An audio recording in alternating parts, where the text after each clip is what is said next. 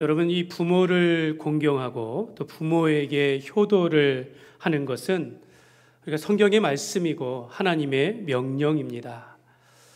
우리가 어른들은 우리가 어려서 우리가 도덕책을 통해서 학교에서 이런 교육을 참 많이 배웠고 또 유교 안에서의 그런 효에 대해서 많이 배웠지만 사실 성경은 저 구약 시대부터 하나님께서 이 가정을 제정하신 때부터 이 제정하신 하나님의 뜻이 있습니다. 여러분, 부모를 공경하라는 말씀은 십계명에도 나옵니다. 출애굽기 20장 12절 말씀에 보면 내 부모를 공경하라. 그리하면 네 하나님 여호와가 내게 준 땅에서 내 생명이 길리라 라고 말씀하셨고요. 또 신약에서도 사도 바울이 이 말씀을 받아서 자녀들아 주 안에서 너희 부모님에게 순종하라. 이것이 옳으니라 라고 하면서 이것은 약속 있는 첫 계명이니 이걸 지키면 이 땅에서 내가 잘되고 장수하리라 라고 말씀합니다.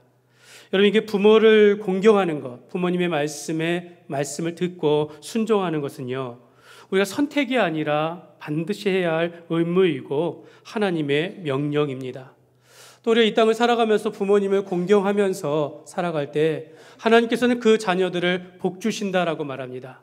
이 땅에서 잘 되고 오래 살도록 장수하리라 라고 약속하고 있습니다. 그러므로 우리는 부모님을 공경하는 것, 우리가 이 땅을 살아가면서 부모님을 공경하는 것은 하나님의 뜻이요 또 축복을 받는 비결이다라는 걸 우리가 알면서 우리가 자녀들은 부모를 공경하며 효를 행하며 살아가야 될 줄 믿습니다. 사랑하는 여러분, 여러분이 부모를 공경하라라는 이 말씀은 가정의 질서를 세우는 것이고 자녀들이 부모를 어떻게 대해야 하는지를 알려주는 것입니다. 그 총신대학교 이상원 교수님은 말하기를 하나님은 부모의 의지와 부모의 신체를 통하여 우리를 만드셨습니다. 이런 말을 했습니다. 이런 점에서 부모는 하나님의 대리자입니다 라는 표현을 합니다.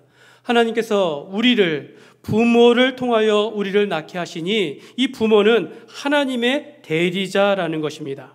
그래서 하나님은 부모를 통하여 우리를 만드시고 우리를 세상에 보내셨다라고 말할 수 있는 것입니다.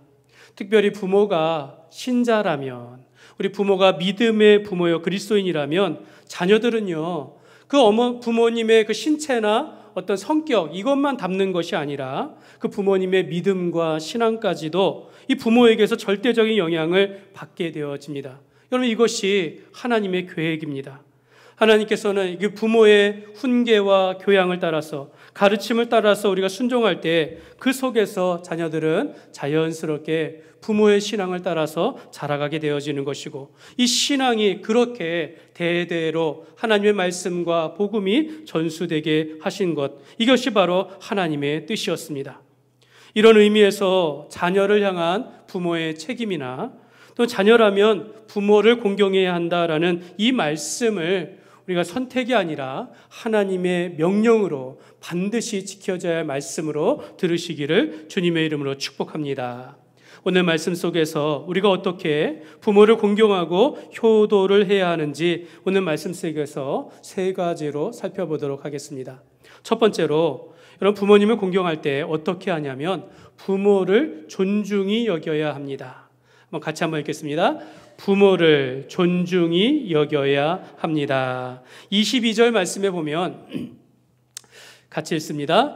너를 낳은 아비에게 청종하고 내 늙은 어미를 경히 여기지 말지니라. 아멘. 여러분, 여기 왜 너를 낳은 아비에게 이렇게 표현하면서 아버지가 우리를 낳았다라고 표현했을까요? 어머니가 우리를 낳는 건데, 근데 아버지는 이 가정의 대표입니다. 그래서 이 결국은 부모가 우리를 낳았다라는 그런 표현입니다. 그러니까 부모님의 사랑과 부모님의 의지로 우리가 낳음을 입은 존재라는 것을 가르쳐 주는 겁니다. 그러니까 부모님이 아니면 우리는 존재할 수 없다라는 걸 가르쳐 주는 겁니다.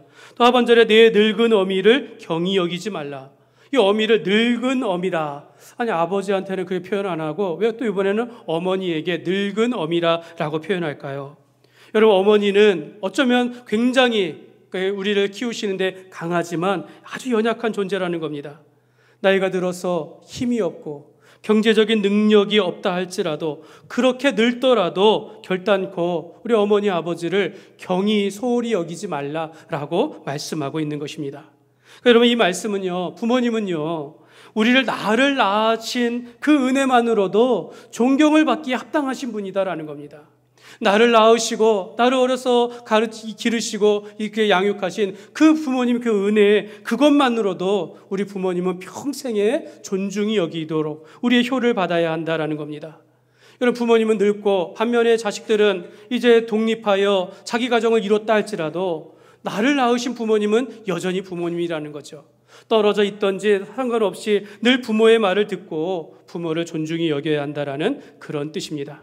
그러니까 여러분, 우리가 부모님의 말씀을 듣고 부모를 존중히 여겨야 하는 이 효를 행하는 것은요, 자식된 도리에서 그냥 하고 싶으면 하고 말고 싶으면 말고 이런 것이 아니라 가정을 향한 하나님의 뜻이다라는 겁니다. 가정을 향한 하나님의 계획이 부모를 통하여 자녀들이 나음을 입고 그 가운데 자라는 것뿐만 아니라 자녀들은 부모의 말씀에 순종하고 부모를 존중히 여겨야 한다는 것이 바로 하나님의 뜻이다라는 것입니다. 그러므로 우리는 부모를 존중히 여기되 그의 말씀을 청종하는 것입니다. 부모님의 말씀을 듣고 따르는 것이 우리 자녀들의 그런 삶이 되어야 하는 것입니다. 여러분, 창세기 22장에 보면 하나님께서 아브라함의 아들이 누구일까요? 아브라함의 아들 이삭입니다. 이삭. 하나님께서 아브라함을 시험하시려고 그를 불러서 이렇게 말합니다. 네가 사랑하는 독자 이삭을 모리아 산으로 데려가서 그를 번제로 드리라. 이 아들 이삭은요, 아브라함이 100세에 낳은 약속의 자녀였습니다. 여러분, 아브라함이 이삭을 낳을 때 그 이름을 이삭이라 할 때 이삭의 뜻이 뭡니까? 웃음이에요. 웃음. 웃다. 나를 웃게 하다. 이 노년에 낳은 약속에 하나님께서 약속하신 그 아들을 낳았으니 얼마나 기쁩니까? 그러니까 이 아브라함은 이삭을, 자기 아들을 자기 생명보다 더 소중한 존재로 여기며 사랑하였다라는 거죠. 유일한 그의 아들이었기 때문입니다. 근데 이런 아들을 번제로 바치라 라고 하나님께서 시험하신 것입니다. 근데 아브라함이 어떻게 합니까? 아브라함이 이 말씀을 듣고 다음 날 아침 일찍 순종하여, 그러니까 누구의 말을 순종한 겁니까? 하나님의 말씀에 이 아브라함이 순종하여 아침 일찍 일어나서 그 종 2명을 데리고 또 아들 이삭을 데리고 모리아 산으로 향합니다. 여러분, 이 모리아 산으로 향하는 이 그림을 한번 보세요. 쭉 가요. 산을 향하여 쭉 갑니다. 가서 모리아 산에서 도착해가지고 이제 두 종은 남겨두고 종들에게 말합니다. 내가 이 아이와 함께 저기 가서 예배드리고 다시 돌아오리라 라고 말합니다. 여러분, 이 아브라함이 아이라는 표현을 썼어요. 하나님도 나중에 보면 이 아이에게 손을 대지 말라라고 말해요. 그러니까 이 아이가 이삭이 아직 결혼하지 아니한 미성년자라는 걸 알 수 있습니다. 어떤 분은 30세가 넘었을 것이다 라고 이야기하지만 아이라는 표현을 봤을 때 한 10대나 20대 초반이 되지 않았을까 이런 생각을 합니다. 그런데 이 아들 이삭에게 나무찜을, 그러니까 번제에 쓰일 나무를 지기하고 아버지는 불과 칼을 가지고 모리아 산으로 올라가게 됩니다. 그 올라가는 길에 이 이삭이 아버지에게 질문합니다. 아버지, 아니 불과 나무는 있는데 이 번제에 드릴 어린 양은 어디에 있습니까? 라고 묻습니다. 이 아버지 아브라함은 자세한 말은 말하지 아니하고 번제에 쓰일 어린 양은 하나님이 친히 준비하여 주실 거야 라고 하면서 계속 가게 되었습니다. 어쩌면 이때 이삭은 자신이 제물이 될 수 있을지도 모른다라는 생각을 했을지도 모르겠습니다. 하나님께서 지시하신 곳에 이르러 단을 쌓고 그 다음에 나무를 쌓고 그리고 나서 아브라함이 칼을 들어 이삭을 죽이려고 칼을 들게 되어집니다. 그때 하나님께서 여호와의 사자가 하늘에서부터 음성이 나서 아브라함아 그 아이에게 손을 대지 마라. 내가 이제야 나를 사랑하는 줄, 네 독자 아들 이삭을 아끼지 아니하고 나에게 드렸으니 이제야 네가 나를 사랑하는 줄 안다라고 하면서 하나님께서는 아브라함의 순종과 믿음을 받으시고 수풀에 걸려있는 순양을 보게 하시며 그를 대신하여 이 제물을 번제를 드리게 하셨습니다. 여러분, 이 장면을 보면서 참 그 아버지와 그 아들의 아들이다. 참 그 아버지의 그 아들이다라는 생각을 합니다. 이 아버지 아브라함의 순종함을 따라서 이 아들 이삭도 순종의 모습을 온전히 닮았다라는 거죠. 여러분, 아들 이삭은요, 나무찜을 질 만큼 힘이 있는 건장한 나이였습니다. 늙은 아버지의 그 동행들, 3일 길을 가야 하는 그 길들을 이게 거절하지 아니하고 순종했다라는 겁니다. 아버지가 나무짐을 지라 했을 때 이 이삭은 거절하지 아니하고 잠잠히 순종하였습니다. 불과 나무는 있는데 번제에 쓸 양은 어디 있습니까? 아버지께서 하나님께서 준비하실 거야 라고 말할 때 이 이삭은 더 이상 의무 품지 않고 묵묵히 순종하며 갔다라는 겁니다. 아버지가 칼을 들고 자기를 죽이려고 했을 때 얼마든지 이 아들 이삭은 아빠를 뿌리칠 수 있었어요. 무서워서 도망갈 수 있었습니다. 그러면 그렇게 반항할 수 있음에도 불구하고 아버지의 뜻에 순종하였다라는 것입니다. 여러분, 아들 이삭의 온전한 순종이 있었기 때문에 아브라함도 아들을 온전하게 하나님께 드릴 수 있었던 것입니다. 그래서 여러분, 이 아들 이삭의 순종하는 모습을 보면서 바로 예수님께서 자신을 십자가에 내어 죽기까지 순종하신 이 모습, 이 이삭의 모습을 통하여 볼 수 있었다라는 것입니다. 여러분, 사랑하는 여러분, 교회 안에서든지 가정에서든지 여러분, 순종이라는 것은 매우 중요한 믿음의 조건이요, 믿음의 열매입니다. 여러분, 우리가 부모를 존중히 여기는 데 있어서 첫 번째 덕목이 바로 순종이라는 것입니다. 사랑하는 여러분, 우리가 어찌해서든지 모든 일에 순종하면 반드시 복이 찾아옵니다. 부모를 공경하라라는 이 말씀을 따라서 우리가 부모님의 말씀을 청정하고 존중히 여기며 살아가면 하나님께서 이 땅에서 우리가 잘 되게 한다라고 약속하시는 것입니다. 그러므로 여러분, 내 생각과 다르고 또 내가 원하지 않는 일이라 할지라도 우리가 하나님의 말씀에 순종하듯이 부모의 말씀에 순종하며 부모를 존중히 여기는 자녀들이 되시기를 주님의 이름으로 축복합니다. 두 번째로, 부모님을 공경하는 것은요, 진리 안에서 사는 것이 바로 효입니다. 진리 안에서 사는 것. 오늘 23절 말씀인데요, 같이 읽겠습니다. 진리를 사되 팔지는 말며 지혜와 훈계와 명철도 그리할지니라. 아멘. 여기 보면 진리를 사되 팔지는 마라. 그러니까 진리를 받았으면 절대로 이걸 포기하지 말라라는 그런 뜻입니다. 그러니까 우리가 받은 진리에 대하여 하찮게 여기지 말고 소중히 여기라는 것입니다. 너희 지혜와 훈계와 명철도 소홀히 여기지 말고 잘 들으라라는 거죠. 오늘 이 하나님의 말씀을 듣듯이 우리가 부모의 말씀도 소중히 들어야 한다라는 겁니다. 사실 여러분, 진리가 무엇입니까? 변하지 않는 겁니다. 그러니까 우리가 하나님의 말씀이 진리요, 또 예수님께서 나는 길이요 진리요 생명이니라고 말씀하셨으니 바로 예수님이 진리가 되는 겁니다. 그러니까 우리가 이 땅을 살아가면서 하나님의 말씀과 또 예수님에 대하여서는 우리가 꽉 붙잡고 우리가 내버리지 아니하고 붙잡고 살아가는 것, 이것 바로 진리 안에서 살아가는 것을 말하는 것입니다.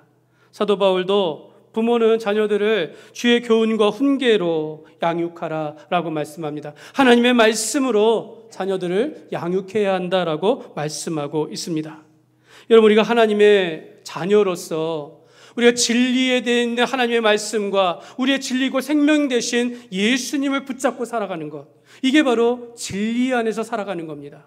여러분, 우리의 자녀들이, 여러분, 우리의 다음 세대가, 또 우리가 이 땅에서 살아가는 최고의, 부모에게 줄 수 있는 최고의 기쁨이 무엇입니까? 진리 안에서 살아가는 것입니다. 여러분, 여기 있는 우리 유초등부 친구들, 또 우리 자녀들에게 부탁을 드려요. 여러분, 우리가 부모님을 사랑하고 부모님에게 효도하기를 원한다면 여러분, 바로 최고의 효는 바로 예수님을 온전하게, 예수님을 잘 믿는 것입니다. 여러분, 우리가 부모님에게 있어서 최고의 선물은 내가 예수님을 온전히 믿는 것입니다. 우리가 어버이날 되고 어버이 주일이 되어지면 우리가 이렇게 카네이션, 이렇게 꽃을 달아주기도 하고 또 이게 감사 편지를 씁니다. 사실 이것보다 더 기쁜 것은요, 바로 우리 자녀들이 예수님을 잘 믿고 신앙생활 잘하는 겁니다. 믿음의 부모님이 자녀들을 볼 때 가장 기쁘고 즐거운 것은 내 자녀들이 예배를 잘 드리고 말씀 가운데, 진리 가운데 살아가는 것을 보는 것, 이것이 바로 가장 큰 기쁨이 되어지는 겁니다. 만약 자녀들이 사업을 해가지고 돈을 많이 벌었어요. 그래서 부모에게 해외여행을 보내준다 할지라도 자신이 돈이 많아가지고 너무 바쁜데 신앙생활하지 않아요. 그건 근심이 되는 겁니다. 여러분, 우리가 아무리 많은 것을 얻는다 할지라도 믿음의 부모님의 눈에 보냈을 때 이 사람이 예수님을 온전히 믿지 아니하거나 예배를 드리지 못하고 주일 성수하지 못하면 부모에게 근심이 된다라는 겁니다. 여러분 어떻습니까? 여러분은 어떤 환경 또는 어떤 상황에서도 진리 대신 예수님을 믿고 그 말씀 안에서 살아갈 그렇게 준비가 되어 있습니까? 여러분, 지금 우리가 이제 1층 리모델링 공사를 하고 있습니다. 그래서 이제 그 틀을 잡는 모든 작업이 이제 끝났습니다. 여러분, 이게 왜 공사할까요? 우리가 좀 더 편리하고 편안한 환경을 만들기 위해서입니다. 과거에는 우리가 1층에서 여름에는 너무 덥고 겨울에는 너무 추워서 로비가 이제 1층이 너무 넓은데 잘 활용을 못했어요. 근데 이제 이번에 공사하면서 이렇게 로비에 천장형 에어컨을 2개를 더 설치합니다. 그렇게 되다 보면 이제 여름에는 이제 시원하고 겨울에는 이제 따뜻하게, 그래서 우리가 이 공간을 잘 활용할 수 있게 될 겁니다.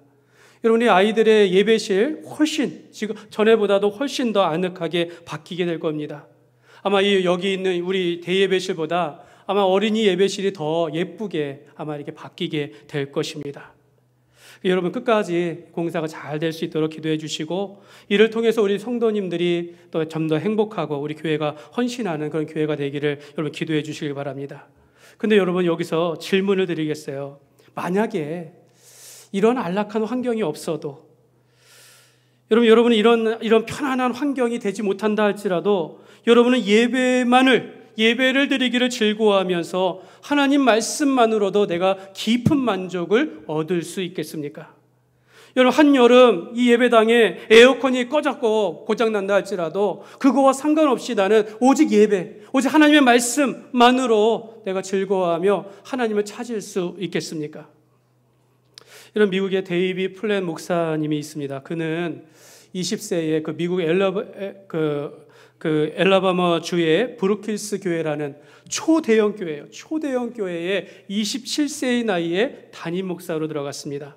거기서 이제 8년간 사역을 하시고 지금은 이제 워싱턴 DC의 맥림 바이블 교회에 그 담임 목사 사역하고 계시는데요. 그가 이제 우리에게 이제 레디컬이라는 책으로 아주 유명해졌는데요. 그분이 이런 말이에요. 모든 것은 성경에 있다. 그러니까 우리는 모든 진리의 말씀을 따라서 모든 일을 해야 한다라는 이런 유명한 말을 했는데요. 그의 그 책에 그런 에피소드가 하나 있습니다. 그가 27세에 초대형 교회의 담임 목사로 이제 재임을 할 때 그가 중국을 방문한 적이 있다고 합니다. 근데 중국에서는 성도들이 이 외국인이나 현지인들이 함께 모여서 예배를 드리는 게 공식적으로 불법이에요. 그래서 중국에는 교회들이 이 지하교회로, 보이지 않는 교회에서 작은 교회로 모여서 예배를 드린다라고 합니다. 멀리서 예배를 드리기 위해 생명의 위험을 무릅쓰고 와가지고 오늘 우리 것처럼 이렇게 안락한 의자나 냉난방 장치도 없이 그냥 그저 그들이 모여서 함께 예배하고 찬양하고 기도하고 크게 그렇게 예배하는 모습을 보았다라고 합니다. 그러면서 자신의 교회를 이제 돌아왔다라는 거죠. 그걸 생각해 보는 겁니다. 우리 교회는 화려한 조명도 있고 화려한 음악도 있고 푹신한 의자와 무대 장식. 근데 만약에 이걸 치워버리고 이 냉난방을 다 꺼버린다면 과연 여기에 몇 명이나 우리 성도들이 몇 명이나 정말 이 중에 말씀만 있으면 충분합니다라는 마음으로 올 분들이 얼마나 될까, 이런 생각을 하게 됐다라는 거예요. 그래서 그 주에 즉흥적으로 광고를 했다라는 겁니다. 이번 주 금요일 날 저녁 6시에 교회에서 성경 공부를 합니다. 성경 공부를 하는데 6시간 동안 밤 자정까지 공부할 예정입니다. 그리고 이런 어떤 음악이나 이런 것도 없을, 이런 환경들, 좋은 환경 없을 예정이오니 그래도 말씀을 사모하시는 분들 나오십시오라고 했는데 그 주에 1,000명이 넘는 성도들이 참여했다라고 합니다. 6시간 동안 성경 공부를 하면서 복음에 대하여 가르치며 우리가 복음으로만 철저하게 살자라고 그렇게 다짐하며 캠페인을 벌인 그런 적이 있다라고 합니다. 사랑하는 여러분, 여러분, 우리 부모님 여러분, 또 우리 여기 친구 있는 우리 자녀들, 학생 여러분, 여러분, 우리가 평생 오직 우리의 진리 되신 예수님을 꼭 붙잡고 살아갈 준비가 되어 있습니까? 여러분, 큰 교회당이 아니어도 이 편리하고 안락한 시설이 아닐지라도, 없다 할지라도 나는 예배를 드리겠습니다. 나는 진리의 말씀을 듣기를 소홀히 하지 아니하고 오직 주님의 말씀을 따라 살겠습니다라고 그렇게 다짐할 수 있겠습니까? 여러분, 우리 교회는 어떤 상황에서도 진리 되신 예수님과 또 진리의 말씀을 붙잡고 오직 예배와 말씀만으로도 만족하며 살아가는 온 성도들이 되시기를 주님의 이름으로 축복합니다. 세 번째로요, 부모님을 공경하는 것은 내 부모를 즐겁게 하라라고 말씀하고 있습니다. 여러분, 부모님께 효도하는 것, 부모님의 마음을 기쁘게 하는 것이 바로 효도입니다. 25절 말씀에 보면 같이 읽겠습니다. 내 부모를, 여러분, 부모를 기쁘게 하라라는 뜻입니다. 여러분, 부모님은요, 사실 우리 자녀들의 존재만으로도 이미 마음에 기쁩니다. 자녀들이 태어났을 때 우리 자녀들은 상상할 수 없을 거예요. 저도 우리 딸 아들이 태어날 때 그 순간을 평생을 기억합니다. 그거 생각하면 모든 것 참을 수 있고, 그거 생각하면 자녀들의 얼굴만 봐도 기쁨이 나요. 근데 우리 아이들이 초등학교 들어가고 중고등학교 들어가고 청년 되면서 여러 가지 일들로 이제 근심이 되기 시작한다라는 거죠.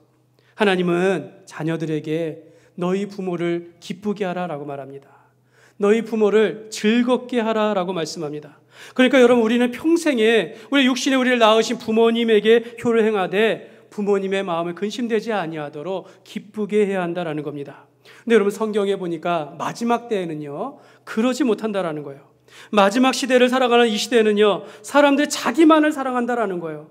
자기만을, 자기의 의의를 쫓고 부모를 거역한다라고 말합니다. 부모를 업신여기고 부모를 멀리하고 부모님의 은혜를 생각지 않는다라는 겁니다. 마치 자식을 위하여 부모님이 존재하는 것처럼 자꾸 부모님의 모든 걸 이용하려고 한다라는 거죠. 여러분, 우리는 그러면 안 됩니다. 저도 어렸을 때는 나를 낳으시고 또 기르신 부모님의 은혜를 잘 몰랐던 것 같습니다. 어버이날 되면 꽃을 달아드리고 감사 편지를 쓰기로 했지만 그냥 의무적으로 했던 것 같아요. 선생님이 시키고 막 하면서 좀 고생했지만은 어떻게 부모님을 즐겁게 했겠습니까? 여러분, 오늘 말씀처럼 부모님을 기쁘게 하고 즐겁게 드리는 이 효도 잘 못했던 것 같아요. 그래서 이제 이 말씀을 듣고 나서 이 말씀을 좀 이제 효도하려고 하는데 저희 부모님이 이제 90이 넘으셨어요. 그러니까 어딜 모시고 가기도 힘들고 뭐 맛있는 거 드리기도 참 어려운, 또 멀리 계시니까 마음처럼 되지 못하는 것, 이게 생각이 듭니다. 그러니까 여러분, 가까이 계실 때, 건강하실 때 여러분 부모님을 공경하고 기쁘게 해야 될 줄 믿습니다. 사랑하는 여러분, 그럼 우리가 어떻게 우리를 낳으시고 길러주신 육신의 부모님을 기쁘게 하고 즐겁게 할 수 있을까요? 여러분, 이렇게 해야 하는 거죠. 가장 좋은 건요, 부모님을 인정해 드리는 겁니다. 부모님이 우리를 위해서 해주신 모든 수고를 인정해 주시는 겁니다. 감사하고 표현하는 거예요. 많은 것을 드리기 전에 부모님께서 나를 위하여 애쓰시고 수고하신 모든 것들에 대하여 감사하는 것입니다. 여러분, 우리가 절대로 부모님이 늙었다고 무시하면 안 돼요. 나보다 힘이 약하다고 무시하면 안 돼요. 부모님이 이 현대를 살아가면서 기기 다룰 줄 모른다고 못한다고 무시하면 안 된다는 겁니다. 여러분이 부모님의 수고를 알아주고 인정해 주면서 그 은혜를 기억하는 것, 그 마음만 받아도 우리 부모님은 기뻐합니다. 여러분, 우리 부모님들이 자식들에게 용돈을 달라고 하겠습니까? 라고 하지만 달라고 하지요. 여러분, 부모님이 달라고 해도 그 정도는 우리가 드릴 수 있는 분들이에요. 여러분, 그 드라마, 최근에 드라마 가운데 유행했던 폭삭 소가수다. 많이 보신 거라고 생각합니다. 저는 다 보지는 못했는데, 그 드라마에서 이제 아시는 분들은 알겠지만, 드라마에서 그 애순이가 이제 주인공이지 않습니까? 애순이의 딸 금명이가 아버지 관식에게 용돈으로 매달 10만 원을 이제 이렇게 줬다고 합니다. 근데 이제 금명이가 자기가 이제 첫째로서 이제 금명이가 이제 아버지에게 매달 10만 원을 드렸는데, 근데 그가 이런 하소연을 하는 거예요. 엄마 아빠가 그렇게 가난하고 힘들 때 자기가 하고 싶은 일을 하지 아니하고 나를 잘 되게 하려고 그 힘든 가운데서 나를 유학을 보내지 않았느냐. 내가 그거 부담스러워서 내가 30만 원을 벌어도 10만 원은 부모님께 내가 이거 드립니다라는 겁니다. 내가 첫째이기 때문에 가정에 대한 책임감을 가지고 있어서 10만 원을 드린다라고 그렇게 이야기를 했다라는 거예요. 근데 여러분, 아빠는 어땠습니까? 아빠는 그 딸 금명이가 준 용돈을 한 푼도 안 썼다라는 거예요. 통장에 모아놓고 그거 엄마가 아빠에 대해서 그런 얘기를 하는 겁니다. 딸이 10만 원을 보내주면 아빠는 100만 원어치 행복했다. 이런 말을 하는 겁니다. 사랑하는 여러분 부모님의 기쁨은 이런 겁니다. 자식의 존재만으로도, 부모를 인정하며 부모님에게 효를 행하는 것, 그것만으로도 부모님은 기뻐한다라는 겁니다. 오늘 24절 말씀을 보시면요, 의인의 아비는 크게 즐거워할 것이요 지혜로운 자식을 낳은 자는 그로 말미암아 즐거울 것이니라 라고 말합니다. 자식들이 주님 안에서, 믿음 안에서 살아가는 것만으로도 이 부모는 기뻐한다라는 것입니다. 사랑하는 여러분, 자녀가 무엇입니까? 자녀가 무엇입니까? 여러분, 성경 신학적으로 자녀를 세 가지로 정의할 수 있습니다. 첫째로, 자녀는요, 하나님이 우리 가정에 보내주신 선물이다라고 표현합니다. 내게, 부모에게 주신 선물이다라고 말해요. 보라, 자식들은 여호와의 기업이요 태의 열매는 그의 상급이로다. 기업이라는 말, 선물이라는 뜻이에요. 상급, 축복이라는 뜻입니다. 하나님께서 이 자녀를 통하여 내게 복을 주시고 축복하셨다라는 겁니다. 하나님이 주셨으니 하나님께 맡기면 하나님께서 키워주시는 것입니다. 또한 둘째로 자녀가 누굽니까? 자녀는 나와 같은 죄인이다라는 겁니다. 자녀도 여전히 죄인으로서 구원자 예수님이 필요한 존재라는 겁니다. 여러분, 모든 사람은 본질상 진노의 자녀로서 죄로 인하여 죽게 되어지고 심판을 받기 때문에 우리를 구원하실 그리스도를 만남으로 우리가 믿음의 구원에 이르게 되어야 하는 것입니다. 이 때문에 부모는 자녀들을 주의 교훈과 주의 교양과 훈계로 가르쳐야 하는 것이죠. 바로 예수님께로 인도할 수 있어야 한다라는 것입니다. 모든 부모님들, 우리가 다음 세대에게, 또 우리 자녀들에게 신앙의 본을 보여야 하는 것이고, 예수님을 온전히 믿을 수 있도록 저들을 인도하고 도와주어야 하는 것입니다. 세 번째로요, 자녀는요, 지금 또는 미래에 나와 같은 하나님의 자녀요, 나와 같은 하나님의 동역자라는 겁니다. 여러분, 지금 이렇게 우리 아이들이 이렇게 어려 보여도요, 그 마음에 예수님을 모시고 살아가면 똑같은 하나님의 자녀라는 겁니다. 이 아이들이 힘이 없다 할지라도 이 아이들 나와 같이 하나님의 일을 하는 동역자라는 것입니다. 그렇기 때문에 우리 아이들에 대하여 자녀들을 노엽게 하거나 무시하면 안 된다는 겁니다. 저들이 믿음 가운데 성장할 수 있도록 길을 열어줄 뿐만 아니라 나와 함께 주님 안에서 믿음으로 살아가는 하나님의 동역자로 여기며 우리가 도와주어야 하는 것입니다. 부모로서 자녀들이 믿음의 가정을 이루고 주의 일을 감당할 수 있는 일꾼이 되는 것, 여러분, 이것보다 더 기쁜 일이 없다라는 것이죠. 언젠간 평생에 부모 밑에서 자란 것 같은데 어느 날 나와 같이 교회 안에서 봉사하고 나와 같이 세상에서 모든 일을 주께 하듯이 성실하게 살아가는 것을 보면 여러분, 이보다 더 기쁜 일이 없다라는 것입니다. 그래서 부모는 자녀들의 신앙을 위하여 본을 보일 뿐만 아니라 함께하는 하나님 나라의 동역자로 바라볼 때 그 교회는 하나님의 영가족으로서 화목할 뿐만 아니라 능력이 나타나는 그런 교회가 되는 것입니다. 말씀을 맺겠습니다. 서두에 이런 말씀을 드렸어요. 부모는 하나님의 대리자다라는 말을 했습니다. 하나님은 우리를 부모를 통하여 낳게 하시고 부모의 돌봄을 통하여 여기까지 오게 하셨습니다. 여러분, 부모가 아니면 우리가 존재할 수 없는 겁니다. 성도는 하늘의 아버지 하나님을 경외할 뿐만 아니라 우리를 낳으신 부모님의 은혜에 감사하며 살아가야 될 줄 믿습니다. 여러분, 이것이 하나님께서 가정을 향한 한 남자와 한 여자가 만나 사랑하여 그가 하나님께서 짝지어진 짝으로 알고 결혼하여 가정을 이룰 때 하나님은 가정을 이루며 그 가운데 자녀를 주시면서 하나님께서 가정에 대한, 부모는 자녀들을 주의 말씀 가운데, 진리 가운데 가르치고 양육하는 것이고, 자녀들은 부모에게 효를 행하며 공경하는 것이 바로 가정을 향한 하나님의 뜻이 되는 것입니다. 그러므로 우리 교회는요, 모든 성도들은요, 하나님의 영 가족으로서 하나 되기를 힘쓸 뿐만 아니라 우리 어른들을 공경할 뿐만 아니라 성도들의 가정마다 자녀들은 부모님을 즐겁게 하며 부모는 자녀들을 위하여 날마다 기도하면서 저들이 믿음 가운데 살아가기를 기도하며 살아가시기를 바랍니다.